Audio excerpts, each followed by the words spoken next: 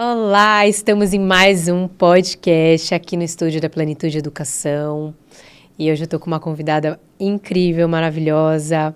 Vou falar para vocês sobre qual que é a relação da nutrologia, da medicina funcional integrativa com o autismo e transtornos do neurodesenvolvimento. Então, para vocês conhecerem um pouquinho, eu sou a doutora Kelly Oliveira, eu sou pediatra, sou especialista nessa área de autismo e transtornos do neurodesenvolvimento. Também sou coordenadora da pós em medicina, em autismo e transtornos do neurodesenvolvimento. E aqui a gente está trazendo essa série super especial com os professores da pós. Então, aqui a gente tem pessoas super gabaritadas, maravilhosas, que têm um conhecimento enorme para passar. E como não poderia deixar de trazer, eu gosto muito de olhar o indivíduo, né? A gente tem essa visão aqui, né, dentro da nossa pós, que é olhar o indivíduo como um todo. Então, olhar não só a parte de fisiologia, anatomia, também a parte de comportamento, mas a parte da nutrição. Então, a nutrição, a nutrologia, ela tem um impacto extremamente importante na formação. A gente sabe que deficiência de nutrientes, uma dieta inadequada, a epigenética, ela tem um papel fundamental aí para piorar muitas vezes os quadros, né, o nível de autismo, né, agravar a situação e até mesmo contribuir também de maneira como a epigenética contribui para aumentar o risco de uma mãe, de um pai, né, de uma família que está ali e tentando engravidar, e aí a gente pensa, poxa, será que tem o que fazer para diminuir o risco dessa criança vir a ter algum transtorno de neurodesenvolvimento, vir a ser autista? E a gente tem muita coisa que dá para ser feita, né? Porque começa antes da concepção, gente, começa antes ali no preparo. E vamos falar um pouco sobre essa área que é tão importante. A gente vai trazer muitos conteúdos também que vão estar de maneira detalhadas na nossa pós. Então, se você é médico, não perca essa oportunidade. Tem o link aqui na descrição do vídeo. E agora eu vou apresentar a nossa super convidada, a doutora Paula Vinha, que é professora doutora e mestre em clínica médica pela Faculdade de Medicina de Ribeirão Preto, da USP. Ela é membro da PMC, da MB-CAN, a Society for Cannabis Clinicians e International Cannabinoid Research Society, membro da NCAN e LSIM, que é o Laboratório de Ciências Morfológicas e Moleculares da Unicamp, também tem professora lá, estuda essa área, coordenadora científica da Conferência Internacional de Cannabis Medicinal, professora convidada da Unicamp, Unifesp, aqui da Plenitude, MSCAN e UF Santa Catarina. E também curadora no Brasil da Certificação Internacional em Medicina Canabinoide pela Universidade Hebraica de Jerusalém. Doutora Paula, obrigada. Que prazer, que honra ter você aqui. Obrigada também por ter aceito o nosso convite. E vamos conversar Eu que agradeço a oportunidade, a confiança no trabalho e por poder participar de uma pós tão importante como essa que você criou. Parabéns. Imagina, estamos aqui para isso, para disseminar conhecimento, para ajudar mais e ajudar médicos, né, a se capacitar e também, com isso, a gente pode empoderar mais famílias e mudar mais o destino de tantas famílias. E vamos lá, começando aqui, eu queria que você me falasse um pouco, porque tem muitos médicos que... É uma área recente, é uma área que está crescendo, é uma área que é incrível mesmo, amo essa parte. Mas o que é a nutrologia integrativa? Como que ela difere um pouco da nutrologia tradicional, vamos dizer assim, se é que a gente pode dizer, principalmente nessa parte de pré-gestacional, a gente estava conversando tanto aqui antes, falando sobre o preparo para engravidar e tantas coisas que dá para serem feitas e mudar. Essa pergunta, ela é muito boa, porque quando eu fiz a minha formação, que eu conheci a nutrologia quando eu fazia residência de terapia intensiva, em 2003. E aí eu descobri que a nutrologia era fundamental para a gente poder alimentar os pacientes que estão internados em estado grave numa unidade de terapia intensiva. Quer seja o suporte alimentar por sonda, que é via enteral, quer seja via parenteral, que é endovenosa. E eu me apaixonei por essa parte e resolvi fazer nutrologia também. Na residência de nutrologia, né, na especialização de nutrologia, a gente só aprende a parte hospitalar. Caramba. Só. Então, assim, a nutrição enteral, parenteral, e o máximo que a gente aprende é sobre alguns transtornos alimentares e obesidade. Mas dentro de uma linha completamente tradicional de reposição de nutrientes, tudo de acordo com as recomendações diárias internacionais, tudo de acordo com o que o paciente precisa. Aquela coisinha bem protocolar. Bem protocolar e assim, né? Voltada para o hospital, né? Voltada para o hospital. E outra coisa, né? O paciente que está internado num estado grave, ele não precisa das recomendações diárias internacionais, ele precisa de mais, porque senão ele não vai recuperar. É verdade. Ele tá num terreno acidentado. Assim, eu entendo o nosso corpo como uma máquina. Se a gente tiver um terreno muito acidentado, tiver que exigir mais do nosso corpo, a gente precisa de um aporte melhor. Porque se você ficar dando só o básico, a gente não dá condições da pessoa recuperar. E aí, assim, não falava-se de vitamina D, o máximo que se falava era de ômega 3, ômega 3. Então, não se falava muito de vitamina D, não repunha vitamina D. O programa de emagrecimento era você colocar um paciente num quarto de hospital 8 semanas, para ele ficar lá, sem atividade física, sem medicação.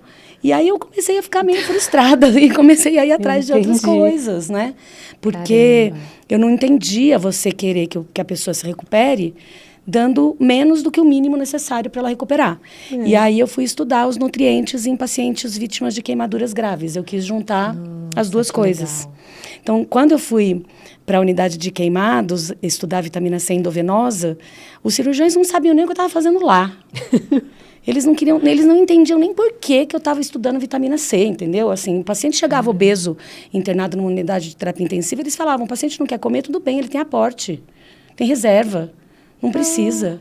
E a gente sabe que se não tiver a nutrição adequada, a vitamina adequada, os oligoelementos minerais, o paciente não vai cicatrizar, ele vai infeccionar, o enxerto não vai pegar, ele vai ficar mais tempo internado. Então, assim, eu fui procurar fora do hospital, continuei trabalhando em UTI muito tempo, trabalhei até 2016, fiz plantão a pandemia inteira, parei 2 anos de dar plantão. Que loucura! Peguei 3 vezes Covid e assim, sempre tentando juntar o que eu aprendi de nutrologia, de nutriente, de nutracêuticos, de fitoterápicos com as doenças de um modo geral. Então, assim, eu sou apaixonada por nutrientes, por nutracêuticos e por dar esse aporte adequado, porque comer bem eu acho que é o mínimo que a gente faz. É o mínimo. É verdade. É o mínimo. E, Paula, você falou isso e eu fiquei pensando, porque a medicina tradicional, e a gente pode falar porque eu acho que a Pleni, ela tem muito essa cultura de trazer essa parte integrativa, olhar de uma maneira mais ampla. É muito legal porque tem tudo a ver, né, com o que nós estamos falando. Ela é muito voltada para a doença. Então, vamos tratar o doente. Vamos fazer isso. Ele está com essa patologia, então vamos resolver. Só que a medicina integrativa, e agora a gente pensa, poxa, a medicina como deve ser? A gente tem que cuidar da saúde, não da doença. Né? A gente consegue antever que o paciente vai ter alguma doença. Olha só, a gente consegue antever. Então, assim, eu falo para os meus pacientes, eu falo assim, se você vem... se o seu médico vira para você e fala que todos os seus exames estão normais, eu só vou acreditar se eu olhar primeiro, quero ver. Porque você tem que ter olhos de achar. Tem exames que a maioria dos médicos não pedem. Então, assim... É verdade. Insulina é uma coisa que ninguém está preocupado. E eu já consigo ver muito tempo antes se tem uma resistência insulínica. Olha. Se alguém falar para você, fiquei diabético porque eu tive um estresse, não. Isso do aconteceu nada. está acontecendo 20 anos antes já. Então, a aterosclerose está acontecendo muito tempo antes e a culpa não é a gordura, coitadinho do ovo, né? Que ficou banido aí um tempão. Agora eles se redimiram, né? Redimiram o ovo e o abacate. Redimiram, na verdade, porque... Redimiram o ovo e o abacate. Então, assim, as doenças... 2 coisas que eu amo. Eu também, ainda bem. Ainda bem. Ainda bem. E não gosto de doce também, graças a Deus. Então, isso é bom. Então, assim, o que eu vejo é que o médico, ele tem que lutar contra um sistema que foi feito para cuidar da doença. E até mesmo na cabeça das pessoas. As pessoas não querem investir em saúde. Não querem. Quer apagar incêndio, Elas querem apagar incêndio. Aí teve uma paciente minha ontem que foi com um calhamaço, assim, né, do plano de saúde dela para eu preencher por conta do tratamento, né, com os injetáveis, essas coisas. E eu falei para ela, olha, o seu plano de saúde não vai cobrir isso daqui, porque é tratamento para a saúde. Então, o seu plano de saúde deveria chamar plano de doença, né? A gente tem, nosso plano de saúde deveria chamar plano de doença, porque ele só vai apagar o incêndio na hora da doença. Então, infelizmente, as pessoas não têm ainda esse conceito de cuidar da saúde, que é o mais importante. Porque a gente vê essa deterioração, né? Ao longo do tempo.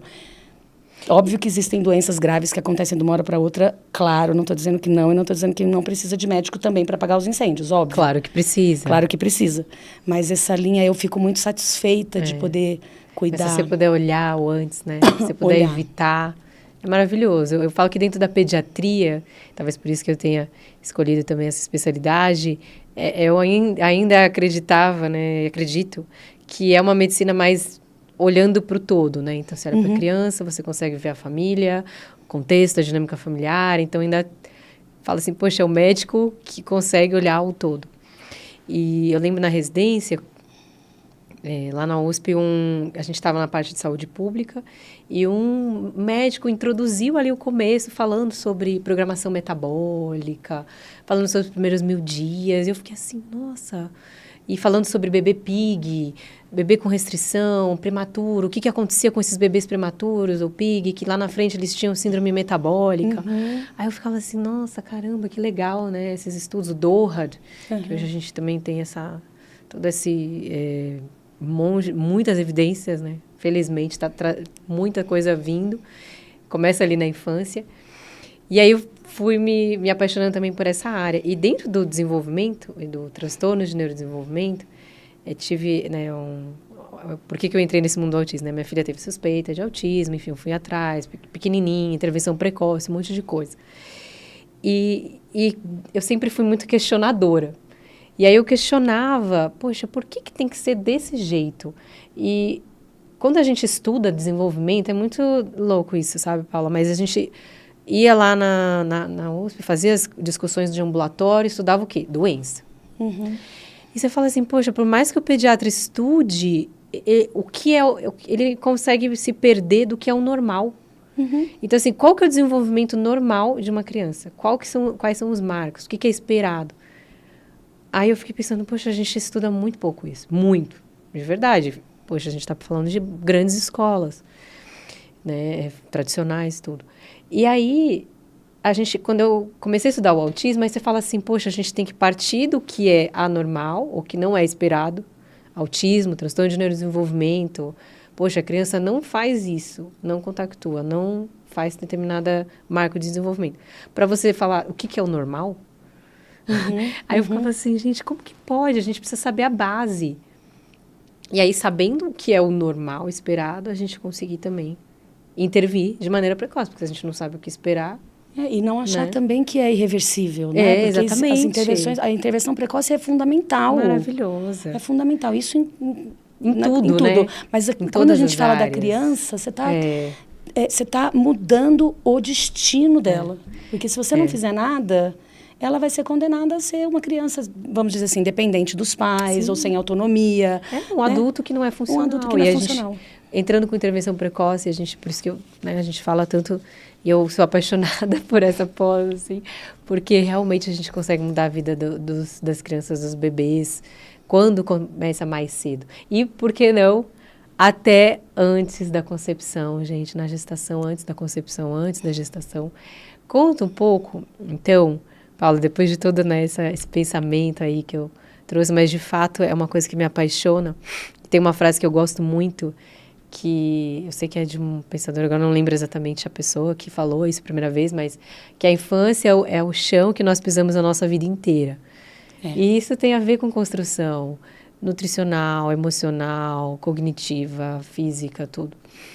E o que a gente pode fazer, né, você como nutrólogo, especialista nessa área, antes da concepção? Antes, gente, estou falando antes da concepção, porque fala, poxa, estou pensando em engravidar, um casal ali que está no momento de ter filho, e como que isso tem relação com os transtornos de neurodesenvolvimento, o autismo, que afinal de contas a gente tem muito medo hoje, os pais têm medo porque tem se falado mais, só que em vez de apagar incêndio, o que a gente pode fazer antes? Às vezes eu vejo pais, poxa, já tive um filho autista, ou tenho um filho autista, o que eu posso fazer para a segunda gestação? A gente fazer da melhor forma. Enfim, eu quero ter mais um filho, mas tenho muito medo. Óbvio, existe o risco pela genética, mas tem coisas Mas antigamente tinha muito menos, né? Que ele, apesar do diagnóstico estar sendo mais efetivo, né?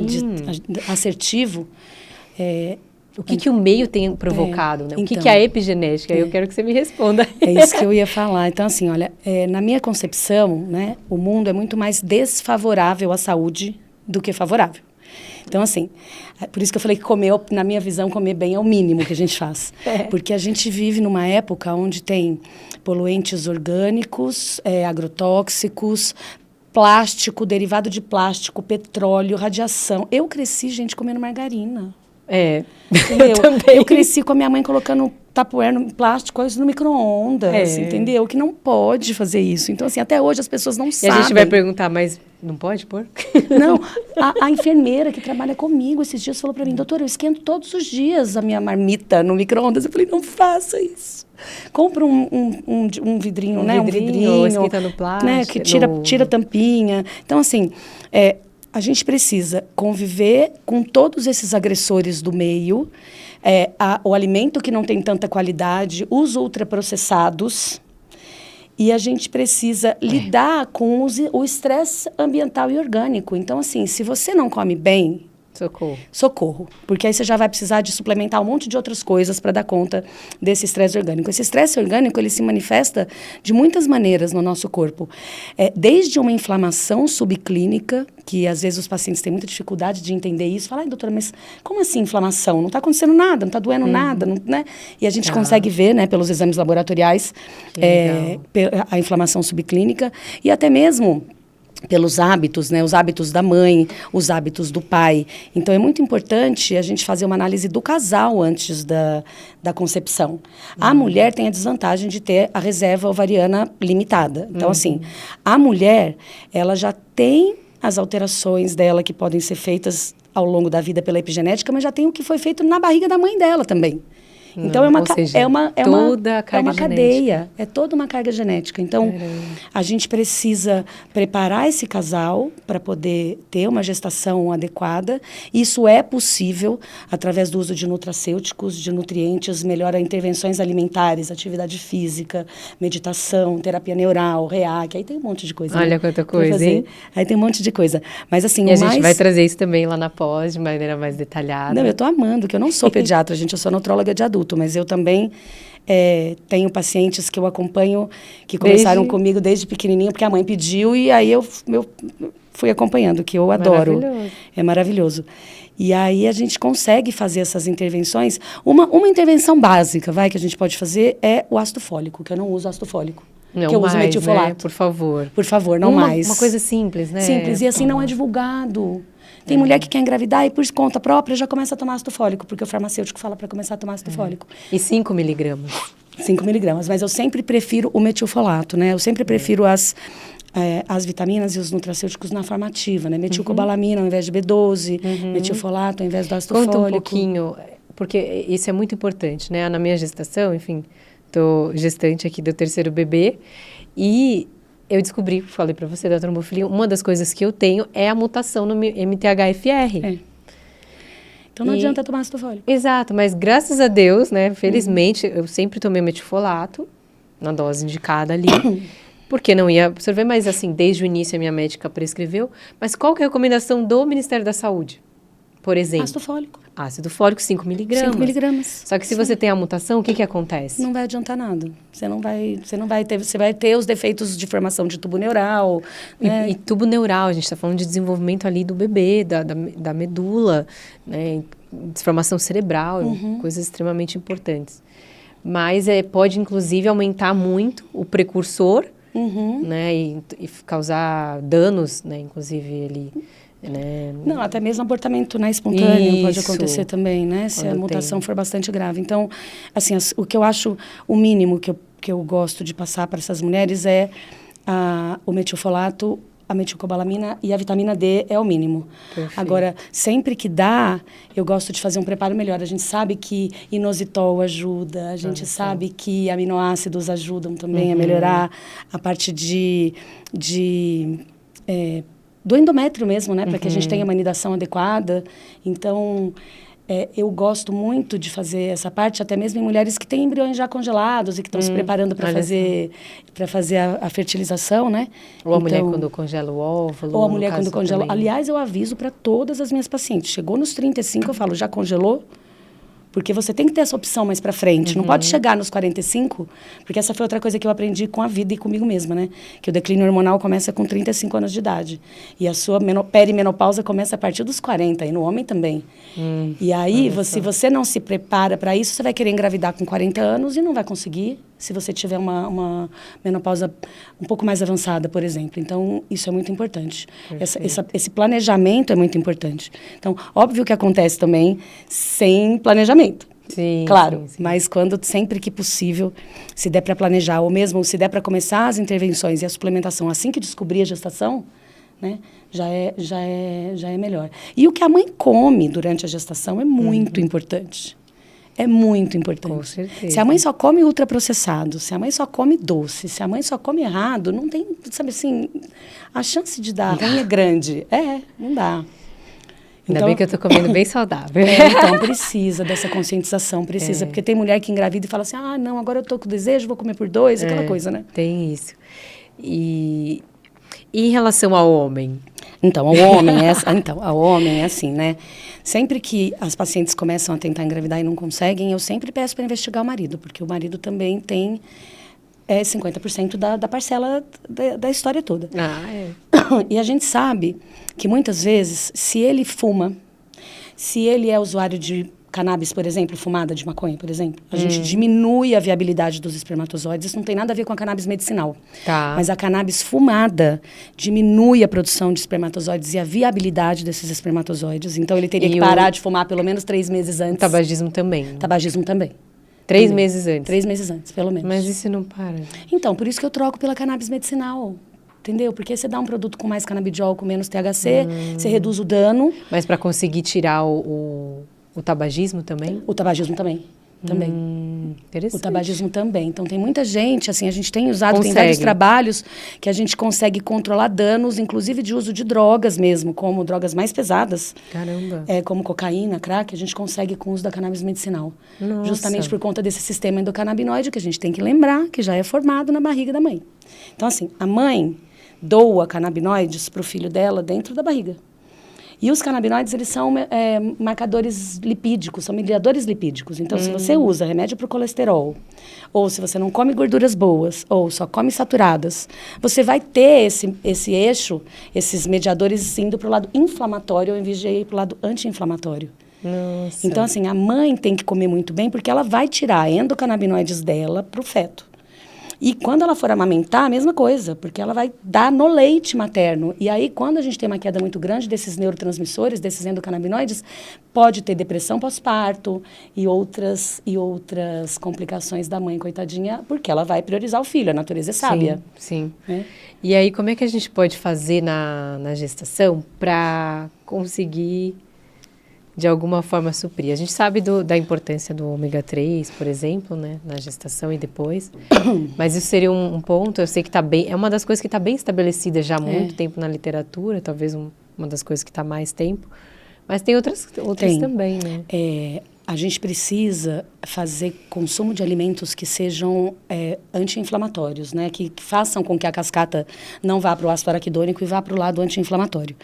Então, assim, melhorar a proporção de ômega 3 e ômega 6, que está totalmente errada na dieta ocidental. A Organização Mundial da Saúde recomenda 6 partes de ômega 6 para 3 de ômega 3 e a gente está comendo 15 para 1. Eita! Entendeu? Tá então, errado. assim, comer alimentos que tenham mais ômega 3, que tenham uma proporção boa, então assim, peixes gordurosos, oleaginosas, abacate,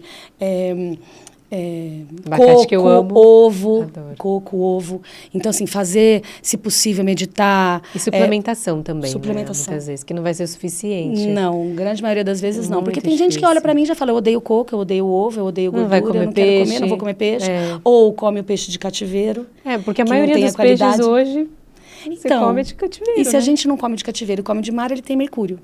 Então, Entendeu? Então, isso é uma coisa que eu faço também. Então, na mulher, é verdade, eu investigo toda a parte de terreno biológico. E metais pesados. Metais pesados, o microbioma intestinal, né? Que eu gosto de falar de microbioma intestinal, eu não gosto de falar só dos probióticos, né? Ou da flora. A gente pode entrar nisso também. Microbioma é muito legal, eu tô apaixonada. Vamos falar sobre isso na pós. Muito bom, é muito bom. Então, assim, ver como é que tá o intestino, ver como tá esse eixo intestino-cérebro, que é muito importante, ver se essa mãe não tem uma síndrome de liberação mastocitária, uma síndrome de liberação histamínica, se ela não tem uma outra alteração intestinal, se ela precisa acertar o microbioma intestinal, que é muito importante. É muita coisa. Isso porque a gente está falando só da mãe, né? Imagina quando chega lá o bebê ou a criança e a gente precisa também avaliar essas coisas, né? Mas é importante, né? Avaliar tudo isso. Síndromes fúngicas, síndromes virais, né? Se a paciente às vezes tem herpes vírus, se ela tem outras comorbidades. Mais ativado ou não necessariamente? Não necessariamente. Olha só. Não necessariamente. Eu tenho feito bastante na clínica tratamento para síndrome fúngica e uma das coisas que eu uso é uma imunoestimulação guiada com vacina.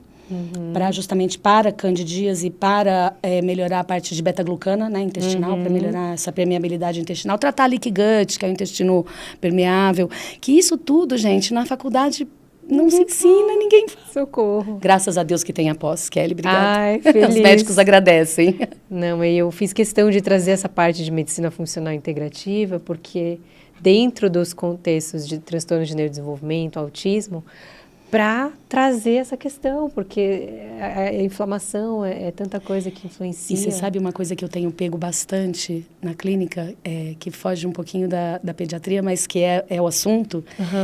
Quando as mulheres chegam na perimenopausa, a gente tem descoberto muitas autistas que não se sabiam autistas. Então, autismo na mulher adulta... Olha só. Não, mas a gente vai falar no autismo do adulto também. Então, assim, eu tenho pego muito no consultório. As mulheres que antes faziam o masking, né? Seguiam a vida. O negócio meio desanda. Aí o negócio desanda quando falta estrogênio cerebral. Então, o negócio desanda e aí ela começa a não pertencer, né? A família, ao meio, aonde vive, enfim. E aí a gente faz o diagnóstico e começa... As intervenções poderiam ter sido feitas, né? Poderiam. Muito antes. Às vezes, quadro diagnóstico de transtorno de ansiedade generalizada, toque, até borderline. Ou então o pessoal fala que é esquisita, né? Ela é esquisita. É assim mesmo. Não é assim mesmo, ela é assim. Antissocial. Antissocial, exatamente. Ela é esquisita, ela é antissocial. O autismo em mulheres tem muitas particularidades que nós vamos falar na pós. A gente vai ter outros podcasts aqui para trazer esse tema específico, que particularmente eu gosto bastante também. Mas realmente a nutrição, gente, ela acompanha a gente a vida inteira, né? E aí eu trouxe essa questão da concepção. Me fala, Paula, se tem algo que você... Bom, a gente falou de nutrientes que são importantes, mas aí, olhando para um pouco do outro lado, algo que, por exemplo, poderia aumentar o risco, né, de autismo, ou transtorno de neurodesenvolvimento, que as pessoas talvez nem se dão conta na concepção, ou a ausência de determinados nutrientes. Não necessariamente aumentar, mas assim, deixar mais desfavorável, né, esse ambiente. Se a gente tiver um desequilíbrio entre as vitaminas e os nutrientes, principalmente selênio, zinco, a gente costuma ter isso. A gente sabe de uma relação direta com o uso de paracetamol também, né, durante a gravidez e o aumento do risco de transtorno do espectro autista, né? Existem alguns trabalhos que estão começando a ser feitos agora com mulheres gestantes em uso de canabidiol isolado. Tá. Eles fizeram uma pesquisa nos Estados Unidos com mulheres gestantes que não conseguiram abandonar o uso da cannabis, da maconha fumada. Tá? Quer seja por enjoo, quer seja por hábito, por ansiedade. Não conseguiram? Não conseguiram parar.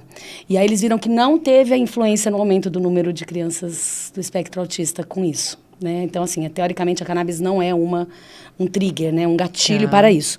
Então, agora estão começando os estudos pensando até na possibilidade de uso do canabidiol, como eu falei para você, né? Que esse sistema endocannabinoide ele é formado já na barriga, né? Durante o desenvolvimento fetal.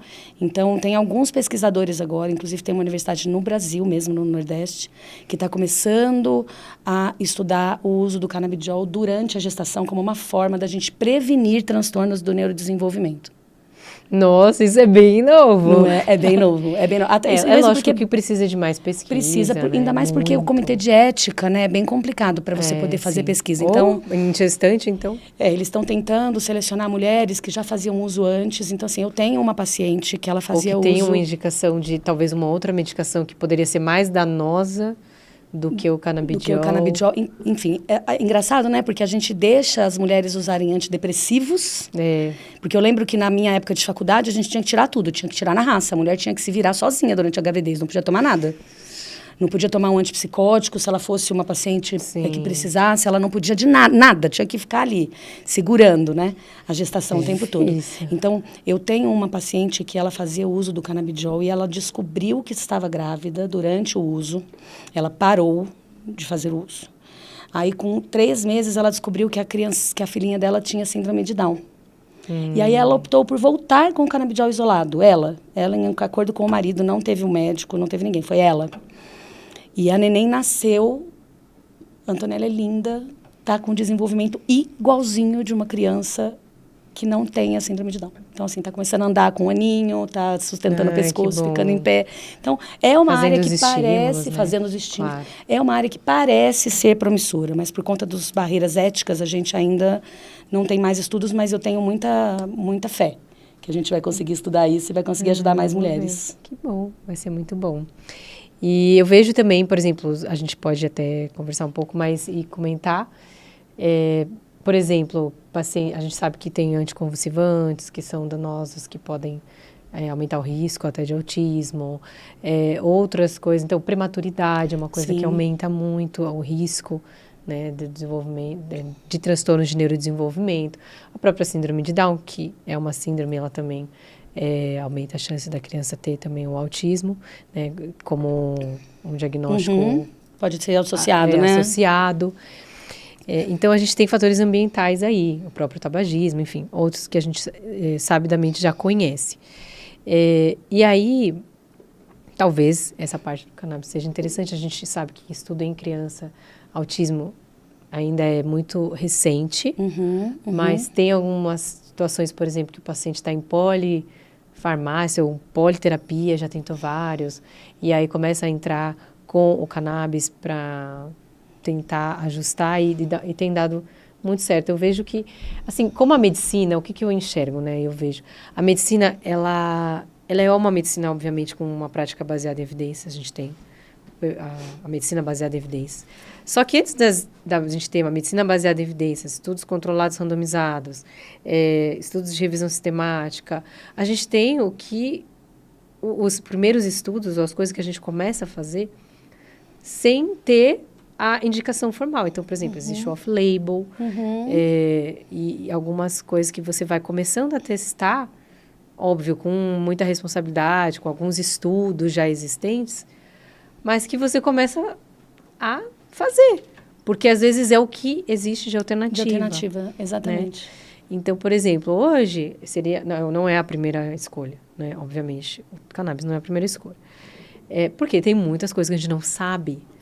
Não sabe. Não. Mas não sabemos se, poxa, daqui 10, 20 anos, talvez ele, para uma determinado tipo, ou um comportamento autístico, ou alguma coisa ou mesmo ali, determinado canabinoide isolado, né? Porque hoje em dia a gente tem essa possibilidade. Uma escolha ali assertiva, uma escolha interessante para a criança. Né? Eu gosto bastante de usar as vitaminas, de fazer intervenções alimentares mesmo, para que não tenha seletividade. Então, eu sempre falo para as mães, né? Se a mãe não gosta... A mãe e a criança também. Se a mãe não gosta de cozinhar, se a mãe não estimula isso em casa, o filho não vai gostar de comer direito. É difícil. Não tem jeito. Então, assim, lidar com os alimentos, ajudar a escolher os alimentos, levar no hortifruti junto, pôr para brincar, colocar para cozinhar. As crianças na China, desde pequenininha, têm na escolinha a matéria de culinária. Que legal. Elas mexem com fogo. Elas fazem com comida, panela, lava a louça, corta o alimento, faz tudo. Seria ótimo se fizesse isso aqui. É muito bonitinho, porque assim, ela cresce. Tem alguns lugares que tem, né? Mas tem. E eu sigo alguns algumas crianças nas redes sociais que os pais fazem esse trabalho, né, de estímulo. Quer seja porque a criança ama comer e é gourmet. Tem um menininho esses dias que eu estava vendo que ele pediu azeite trufado, pediu para a mãe, assim, 3 anos, pediu para a mãe pôr azeite trufado na batata. Que chique. Que chique. Minhas filhas gostam de azeite, mas não sabem ainda da existência do trufado. E aí, o que mas acontece? Elas amam. Quando você começa a dar os sabores desde pequenininho, sem medo. Então, tem um chefe de cozinha que eu sigo que o filho dele, ele antes falava pro filho, né? O que você quer comer hoje? E ele é chefe de cozinha. E aí o menininho falava, quero comer tempurá de camarão. Aí o pai fazia tempurá de camarão e ele ficava assim, nossa, esse gosto tá maravilhoso, isso aqui tá incrível. Agora é ele que tá cozinhando com o pai. Porque ele já tem 5 anos. Então, assim... Poxa, mas tem o privilégio de ter um pai que é chefe de cozinha, é bom. Mas é que, assim, a comida, eu falo sempre assim, não existe comida ruim. Existe jeito ruim de preparar. É verdade. Você tem que descobrir um jeito que você goste de comer. Tem que descobrir. Porque quanto mais restrito, isso quem fala também é o Bruno Zilber. Ele fala assim, quanto mais restrita é a sua alimentação, mais restrita é a sua microbiota. E fato, intestinal. Né? Tem e mais limitado vai ser. Que a microbiota do autista é diferente. É diferente, total. E muito relacionado à seletividade alimentar. É complexo. Por exemplo, no autismo, a gente sabe, né, aqui no transtornos de neurodesenvolvimento, mas principalmente autismo, existem os transtornos sensoriais, transtorno de processamento sensorial. Não é exclusivo do autismo, mas está muito presente. Vejo crianças que comem nada, assim, comiam, sei lá, só arroz com e ovo, bolacha. Vai restringindo. Normalmente fica numa alimentação de ultraprocessado. Por quê? Porque tem aquele hipersabor, e a criança precisa do hipersabor. Por N motivos, tem uma hipossensibilidade, tem uma hipersensibilidade. Tem criança, aí vira uma bola de neve, né? Porque intestino inflamado, alergias alimentares, intolerâncias no geral. E a gente acaba descobrindo, às vezes, pequenos avanços, né? Então, a criança autista, muitas vezes, por mais que, às vezes, a mãe tenha aquele cuidado de fazer a introdução alimentar, variada, tudo, tem essa dificuldade porque tem a questão sensorial. E aí, a gente começar a intervir assim que isso acontece, seja por textura, por cheiros, gostos. Tem um paciente meu que ele estava extremamente seletivo e óbvio que a mãe, no desespero, né, gente? A gente quer que a criança coma. Eu não vou condenar a mãe, eu não condeno. É muito difícil. Nunca, não condeno. É muito difícil. Ela dá o que a criança come, o que a criança quer. Ele começou a restringir. A mãe falava assim que ele fazia os negocinhos de comida, ou os desenhos. Só que se ele fazia alguma coisa de comida que a criança tinha dó de comer, ela não comia. Tadinho. Aí piorou. Aí tinha seletividade com cheiro, com textura. Aí foi ficando mais difícil. Vai estreitando. E a gente está falando de seletividade, a criança vira uma bola de neve porque inflama, não tem nutriente, porque não consegue comer, então piora não tem, mais ainda o neurodesenvolvimento. Aí ferro, B12, enfim, todas as outras vitaminas vai por água abaixo e vai piorando cada vez mais. Eu tive um paciente, Paulo, até nível 3, não verbal, tinha 8 aninhos.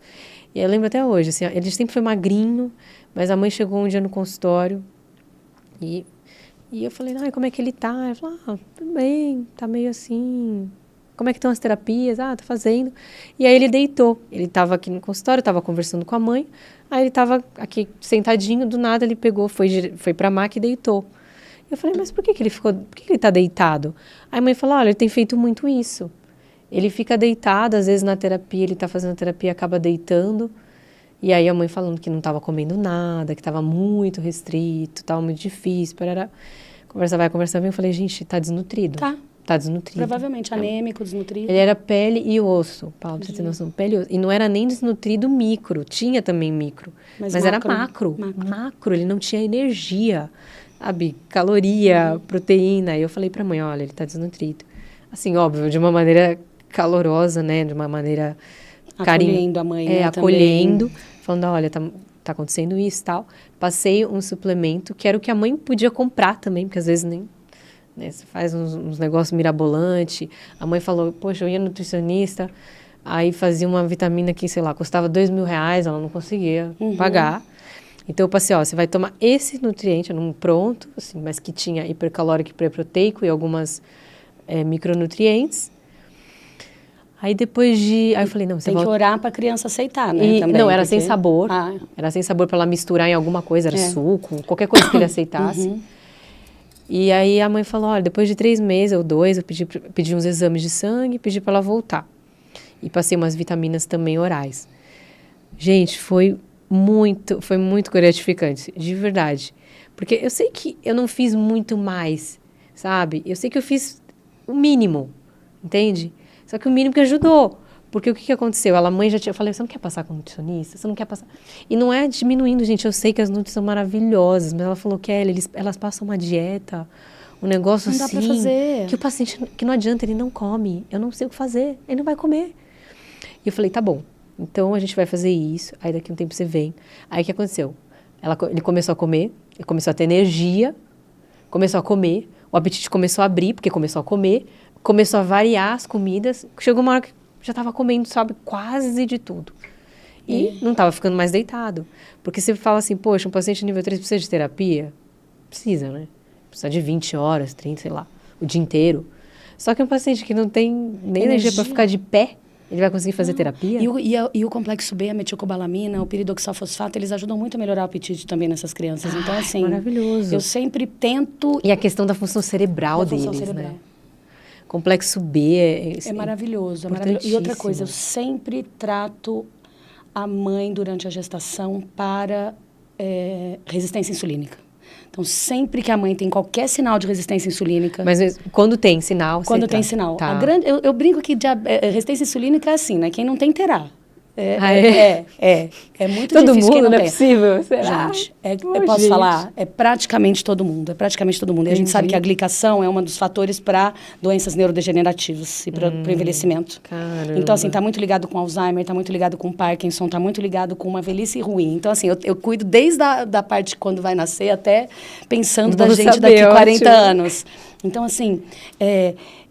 você prestar sinais, né? A pessoa faz hipoglicemia pós-prandial, a pessoa tem acantose nigricans, a pessoa tem diabetes na família. O glifage tinha que estar na caixa d'água, eu falo assim, tinha que estar no rio, em Pinheiros. Você não pode estar no rio, porque o rio não dá para beber. Mas assim, o mínimo, ainda mais se não puder fazer um exercício físico, ou se a mulher tiver que ficar de repouso por ser uma gravidez de risco, porque a gente sabe que melhorar esse metabolismo de insulina é muito importante, junto com o cromo. O cromo é uma outra coisa que eu sempre gosto de entrar também, para facilitar essa captação energética, né, por parte da mãe e do bebê. E para ele não sofrer, né, não vir a ser um PIG ou um GIG, né? E para ele poder conseguir a energia de maneira adequada, porque senão tem casos que a mãe só quer comer doce, só quer comer carboidrato. E quando a mãe tem essa vontade, assim, aí é curiosidade mesmo, mas assim...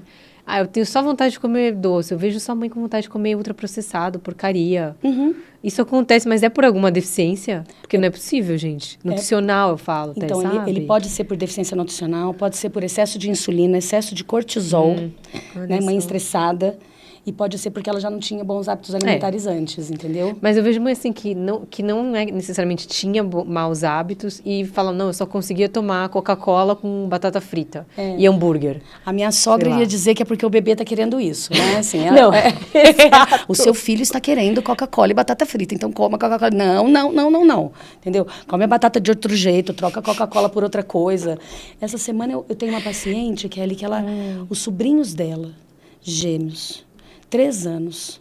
Eles são não verbais até hoje. A mãe não aceita que eles possam ter qualquer coisa. Eles não têm nem ainda uma investigação. Ai, nossa. E 3 anos? 3 anos. E elas não verbais. E ela só dá refrigerante e ultraprocessado para essas crianças. Mas por quê? Porque isso é o que eles comem.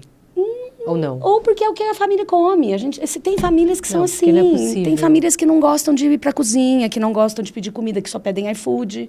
Mas mesmo que não possa, gente, tem opções hoje. Ela não aceita que as crianças estão assim. Aí eu convenci a minha paciente, falei, olha, já que você é a madrinha deles, faça alguma coisa, por favor, que talvez ainda dê tempo da gente diminuir os danos, Deus, futuros dessas crianças. Mas acontece. É difícil acreditar, né? Mas essa realidade é muito... Assim, a gente sai da bolha, né? A nossa bolha, isso não é o que acontece. É uma pessoa escolada, a gente não está nem falando de interior do país, não. A gente está falando de uma pessoa que mora em São Paulo. Baixo nível socioeconômico e tal. Mora em São Paulo, entendeu? E não aceita. Então, assim, a gente precisa muito falar desse assunto. Por isso que o podcast é muito importante. E após também, parabéns, justamente para... Obrigada. Quanto mais a gente disseminar esse conhecimento e os médicos e profissionais de saúde puderem, né, ver os sinais antecipadamente.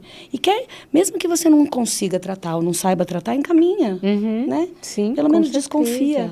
Né? E é muito legal, porque a gente vai ter essa noção da nutrição integrativa, da nutrologia, que tem a ver com os transtornos de neurodesenvolvimento, porque foi o que eu falei, eu vi esse paciente. Eu poderia falar assim, não, vai para nutricionista ou vai para... Você tomou uma atitude, caminha né? para o profissional, porque eu não consigo, né? Dentro do que eu podia fazer, e eu até tentei pensar, investigando e conhecendo o contexto da mãe, a situação que ela vive hoje, que ela vivia, enfim, e vive, falei, poxa, se eu ficar mandando para mais um profissional, não vai fazer nada, nada vai acontecer. Então, eu acabei orientando isso e foi muito bom, né? E tem outros casos de seletividade, que a gente tem que caminhar para TO, para fono, tem que ter uma equipe multi para poder melhorar a situação, enfim. Então... Não, e a gente tem que falar também, a gente tem que lembrar também, que a gente tem... Entre o TDE, né, o transtorno de déficit de atenção, hiperatividade e o transtorno de espectro autista, a gente tem um monte de neurotipias, né, que podem acontecer. Monte. Que não são tão claras, que às vezes não são tão evidentes para a gente. Então, uma coisa que eu sempre falo é, ouça a mãe. Porque a mãe sabe. A mãe sabe. Se ele está dando sinais. Porque quando eu tive contato com criança... soube da existência do transtorno do espectro autista a primeira vez, era aquele filme que teve na década de 80, que eu não sei se você sabe, do menininho que ficava rodando o prato, balançando a mão, era só isso. Era tem isso, alguns filmes. Era esse estereótipo. Não, foi o primeiro que teve, assim, né, que eu já sou balzaca, né? Então, foi o primeiro que teve. Então, essa era a minha ideia, né? Eu não achava que podia ter um paciente que tem um transtorno de espectro autista funcional, né? E a gente sabe que dá pra gente melhorar através dos nutrientes, da neuromodulação, das terapias todas. Demais. Então, você não precisa selar o destino dessa criança, né? Então, isso é muito importante. E as crianças, né, elas têm muitas comorbidades relacionadas. Então, o autismo vai ter intolerância, vai ter mais riscos de alergia, ele vai ter mais riscos de intolerâncias alimentares, como glúten, a própria lactose, deficiências nutricionais pela seletividade, que vira uma bola de neve. Então, até tem um caso que eu estava comentando, e eu acho muito importante trazer também outro, mas um pacientinho que veio do Acre para passar comigo, e estava com uma história que vomitava desde o nascimento, assim, desde na introdução alimentar. Minha mãe dava o peito, aí quando começou a comer, aí ele começou a vomitar, mas eu falei, mas vomitava quanto? Ela falava, nossa, comia e vomitava. Comia e vomitava, alguma coisa ficava, mas comia e vomitava. E aí tinha hora que melhorava, tinha hora que piorava. Nesse ínterim teve a questão da pandemia lá, no meio que veio, então tudo fechou, muito difícil de fazer qualquer diagnóstico, mas foi fechar aí histórico de atraso, desenvolvimento, fala, foi fechar o diagnóstico de autismo asquilado para depois dos 2 anos, mas continuava com esse histórico de vômito, aí era um distúrbio de sono, era intolerância, não queria comer, aí vira uma seletividade alimentar. Porque imagina, a criança só vomita, ela vai comer o quê? Ela sente mal o tempo todo. Veio para o consultório, 5 anos. Então, 5 anos, 4 anos se passaram, 4 anos e pouco, desde que a criança vomitava. E aí, investigando melhor, dizendo, poxa, ela come e vomita, ela tem dificuldade para engolir? Quando engole, parece que tem alguma coisa presa, tem que tomar muito líquido depois que está comendo alguma coisa. Que tipo de alimento que ele consegue comer? Então, e assim, um quadro bem específico, eu sou alergista também, né, de formação, e falei, não, isso aqui é uma esofagite eosinofílica. E esofagite eosinofílica é o tipo de diagnóstico, Paulo, que se você não pensa, você não faz. Não faz. Esquece. Mas era assim, claro, né, para quem estuda, para quem conhece, era um quadro claro de esofagite. Veio do Acre, estava aqui, aí eu falei, poxa, a gente tem que fazer endoscopia, né, endoscopia diagnóstica, com biópsia, é o padrão ouro. Fez a endoscopia no dia seguinte, consegui um laboratório aqui, um dos melhores laboratórios de São Paulo, e aí veio o laudo bonitinho, esofagite eosinofílica, e quantos eosinófilos por campo, enfim, aí tem que, obviamente, ter, né, conhecimento para fazer o diagnóstico, mas tinha esofagite eosinofílica. Começamos o tratamento, foi maravilhoso, tirou com a mão. A mãe falou para mim que ele nunca mais vomitou.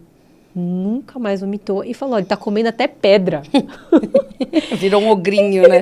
Ele bate 2 pratos. Eu falei, gente, ele não tá comendo o que ele nunca comeu na vida. Porque, coitado, né? Nunca teve prazer, nunca conseguiu comer, tadinho. E aí ela falou, tá comendo até pedra. Eu fiquei, ai, graças a Deus. Só que você pensa assim, gente, a terapia é importante, a gente vai trazer todo esse know-how, assim, na pós-graduação. Detalhes do tipo de terapia, a ABA, terapias naturalistas. Mas a nutrição é uma necessidade básica. O sono é uma necessidade básica. A gente também vai trazer muito sobre o sono. Se a criança não come... Ficar um pouco longe do tablet, né, gente? Porque tela, dia, então... Tela e tablet. Comer... A gente vê muito criança autista com tela, né? Para conseguir todo. alimentar. É difícil demais.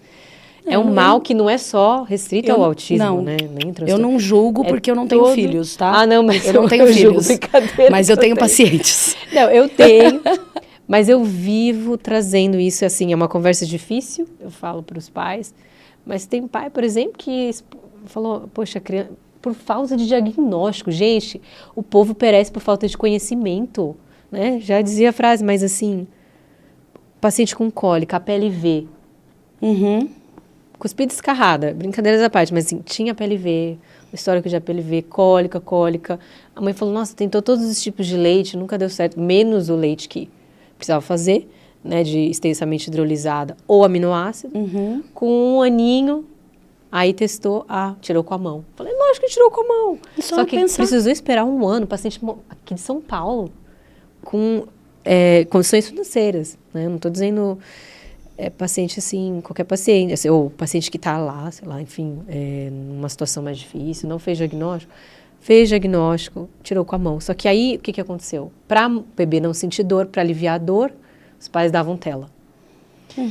Desde, sei lá, 2, 3 meses, galinha pintadinha.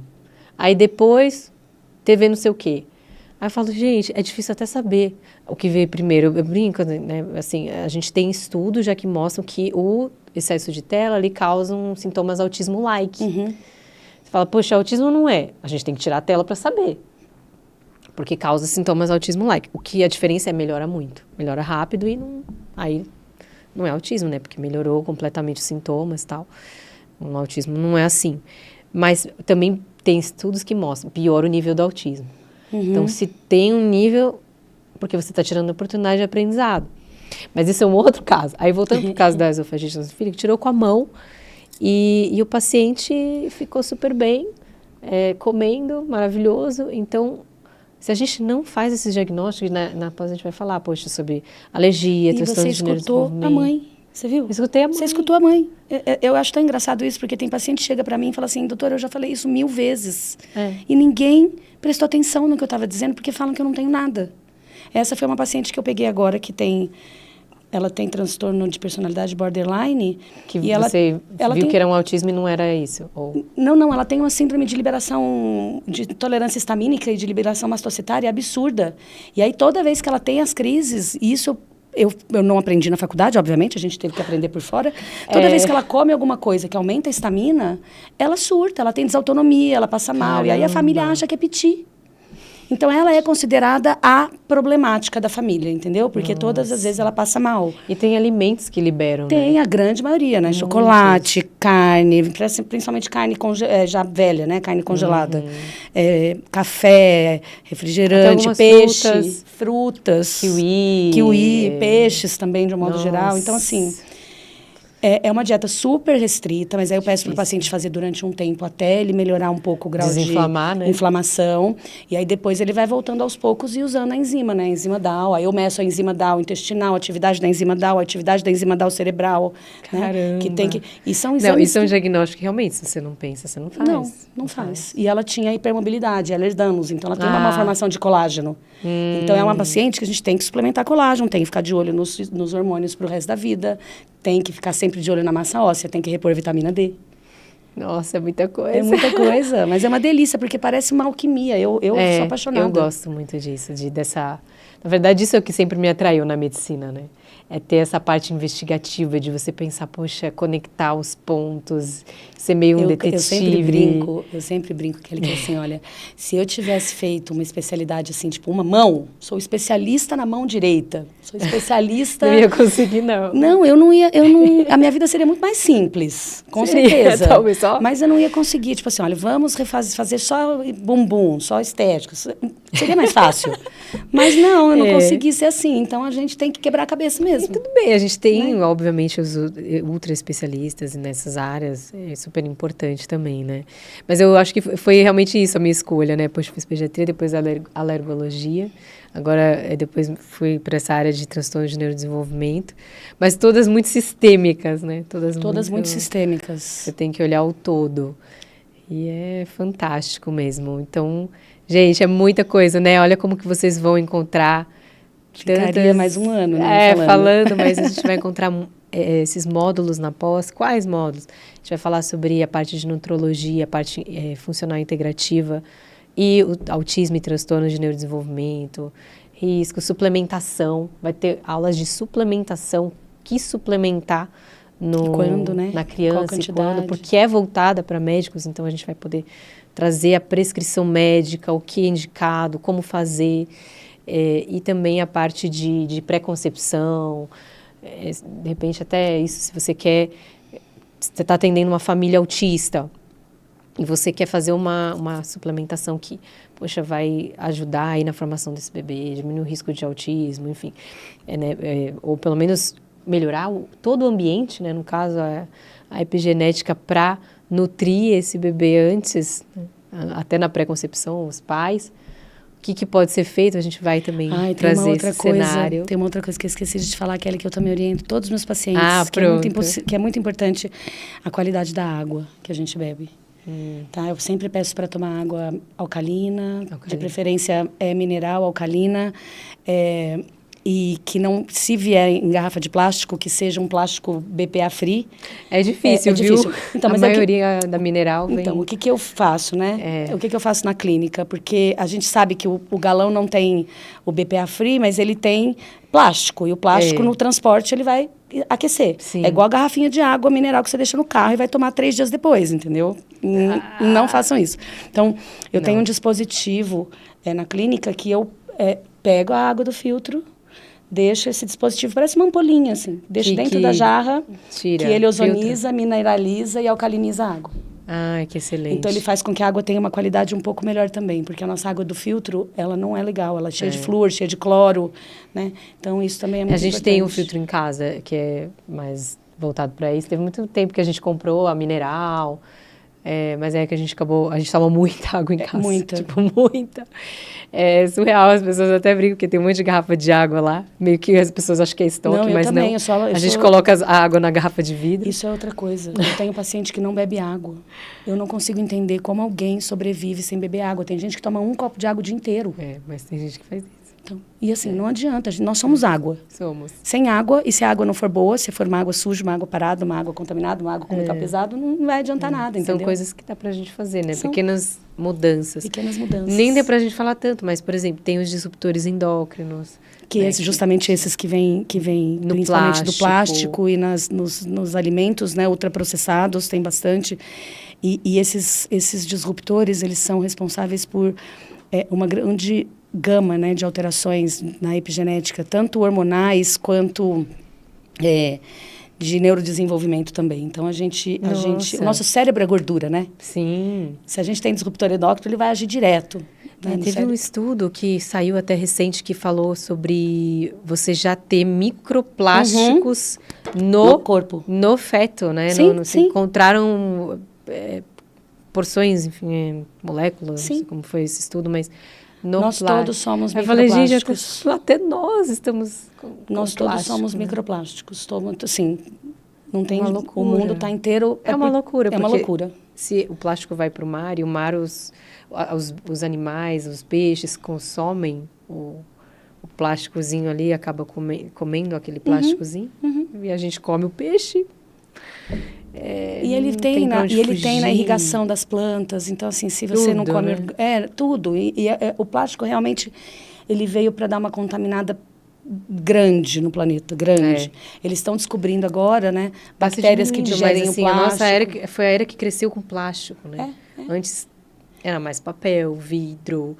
Não, e agora todas aquelas comidas processadas, todas que têm os corantes, os conservantes, que teoricamente... Porque teve esse problema também, né? A pirâmide alimentar que foi imposta para a gente desde os anos 70 é uma pirâmide alimentar que ela prioriza carboidrato. É verdade, porque a base... E grãos. Então, assim, essa pirâmide alimentar, ela não foi favorável, a obesidade cresceu muito, os ultraprocessados com a indústria cresceram um monte, e todos esses conservantes e corantes são à base de petróleo, gente. Então, a gente está indiretamente, além do plástico, consumindo petróleo.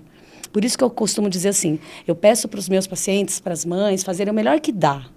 O que não der, a gente tem que fazer controle de danos.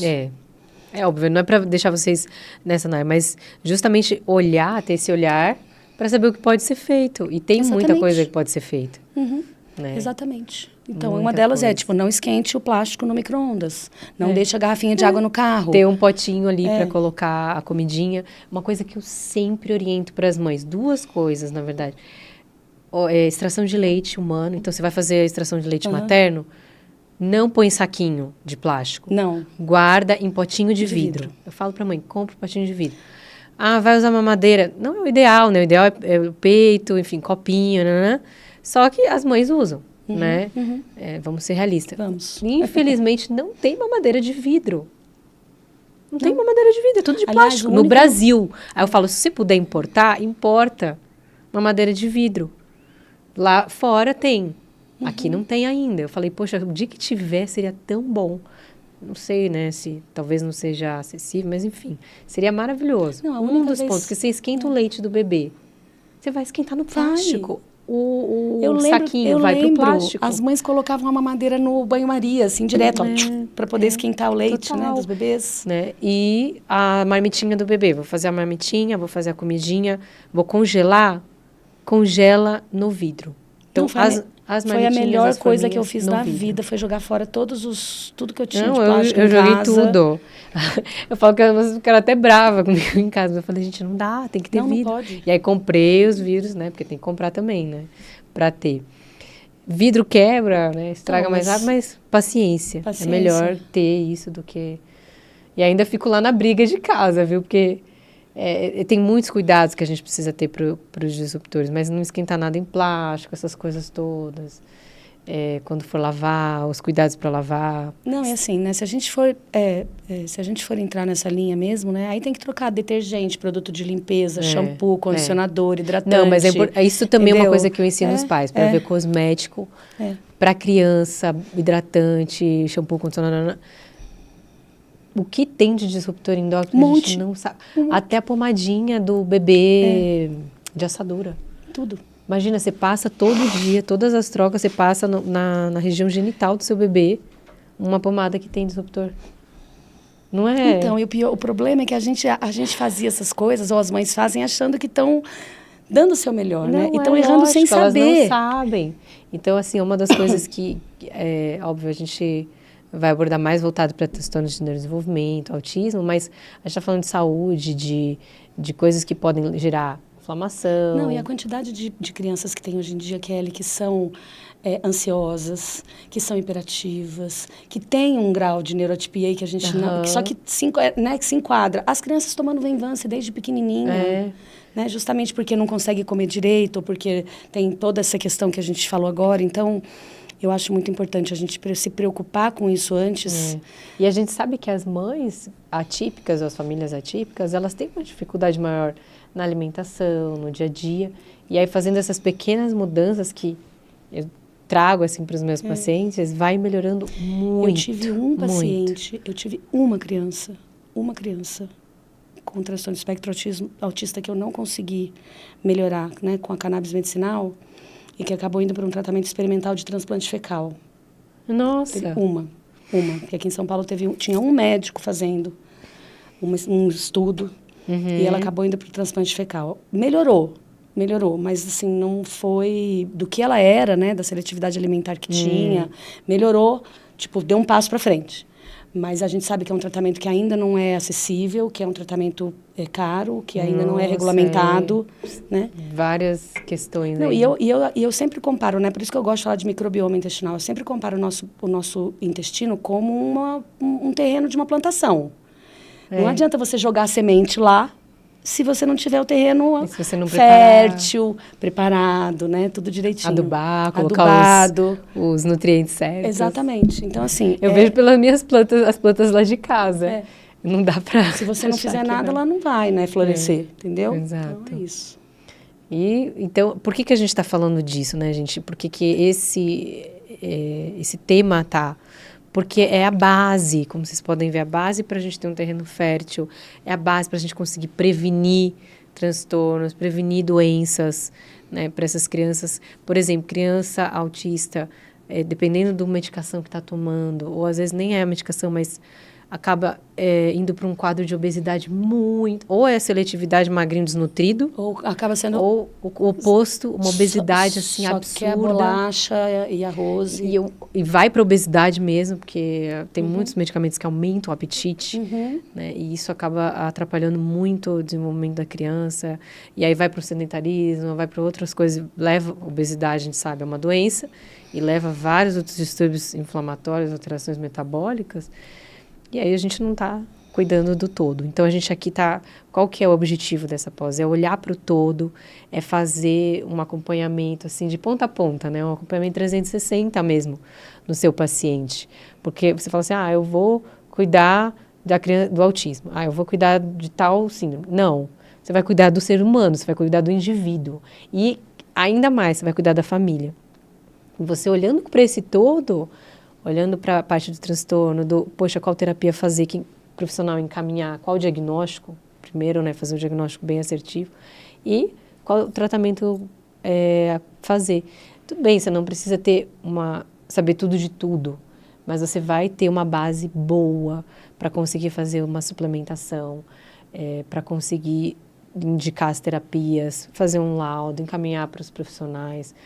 Poxa, um paciente mais complexo, você vai encaminhar para um nutrólogo, você vai encaminhar para um psiquiatra, para um neuro, mas você vai conseguir fazer ali. E muitas vezes eu vou dizer, o paciente vai preferir ficar com você, assim, como médico principal, do que com um outro profissional que vai olhar, eu só vou olhar aqui o olho, aqui, ó, só o olho, porque só o olho que é a minha expertise. Não, o paciente... As famílias, elas estão buscando isso. Elas querem o médico que vai cuidar de tudo.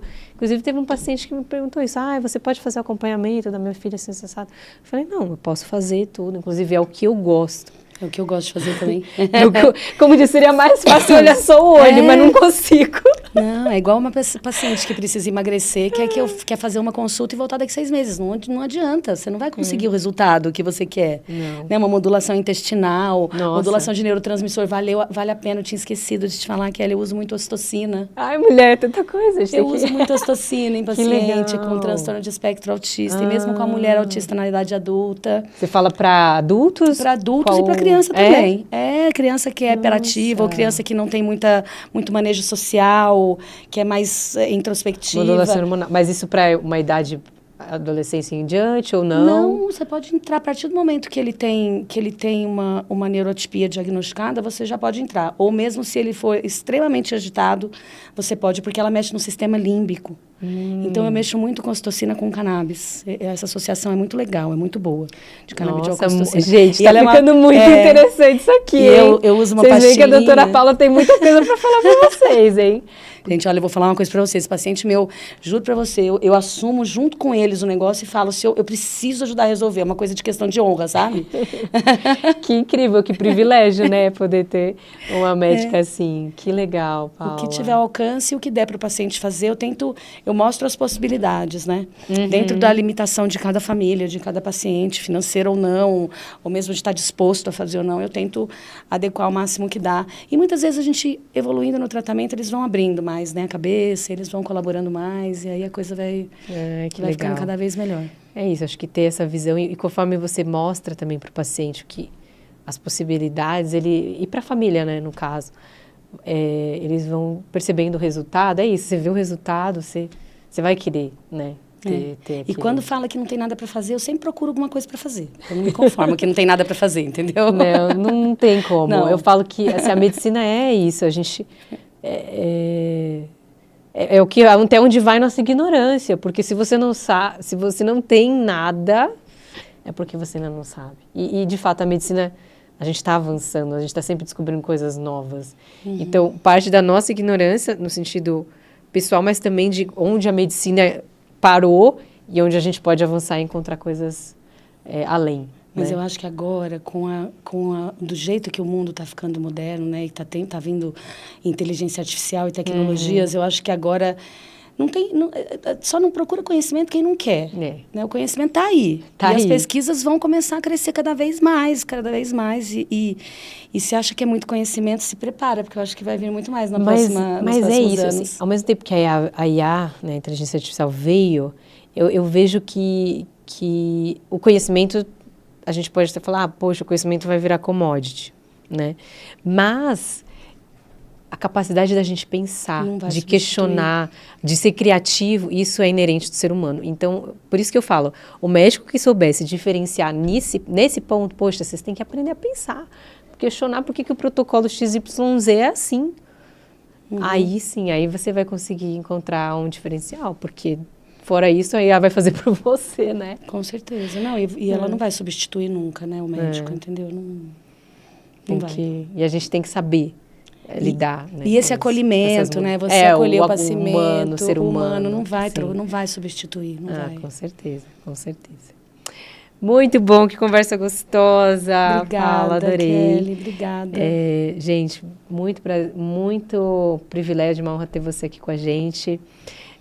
Gente, vocês viram quanto que a doutora Paula tem para contribuir, para agregar aqui.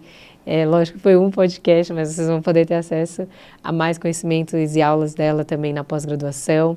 A nossa pós é voltada para médicos e é de autismo e transtornos do neurodesenvolvimento. Mas vocês viram que ela tem um olhar, né? A pós tem um olhar 360. A gente vai ter casos clínicos, módulos das mais diversas áreas, né? Dentro dessa temática, desde nutrologia, parte de terapias, diagnósticos, sintomas, todos os temas aí que vocês podem explorar como médicos e sendo um diferencial. Então, se você tem interesse, entra aqui no link da bio, está na descrição desse vídeo. E, Paula, eu queria que você também trouxesse aqui a sua contribuição final, as suas palavras finais e também divulgar em suas redes sociais, onde é que a gente pode te encontrar. Eu agradeço muito a oportunidade mesmo. Todo mundo acha que nutrólogo é só para emagrecimento, né? Todo mundo me pergunta se eu faço outra coisa, não sou emagrecimento. E é o que eu mais faço. Né? Deu para perceber que não é só isso. Não, é o que eu mais faço, aliás, são as outras coisas, eu não sei emagrecimento. Eu inclusive, estou querendo cursar gastronomia, inclusive, porque eu adoro cozinhar. Comida, para mim, é um negócio muito sagrado, né? Acho que o primeiro ato de cuidado é você se preocupar com o que você está comendo, né? Com o que você está pondo para dentro. Então, eu acho muito, muito importante poder linkar isso e cuidar da nossa saúde, não só da nossa doença. O meu Instagram é Paula_Nutro. Sou eu que cuido mesmo, então eu respondo. Quem quiser me perguntar as coisas, fiquem à vontade. Muito bom. E tem o site da clínica, onde eu falo mais desses tratamentos, né? Que é da Clínica Paula Vinha. Mas, assim, eu uso bastante as redes sociais. Podem me chamar, podem tirar dúvidas.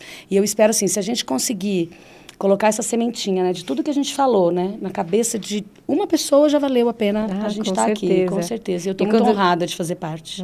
Obrigada. E quando a gente está formando médicos, né, então nós estamos formando pessoas que foram formadores de opiniões, que vão mudar a vida de outras famílias, então a gente só está multiplicando essa sementinha. Com certeza, com certeza. E eu agradeço muito a oportunidade de estar aqui, porque eu me preocupo realmente com o ser humano, com a pessoa. Acho que é para isso que a gente fez medicina. Né? Com certeza. Então, resgata aí também sua vontade, seu brilho no olhar, porque com certeza vai ser muito incrível.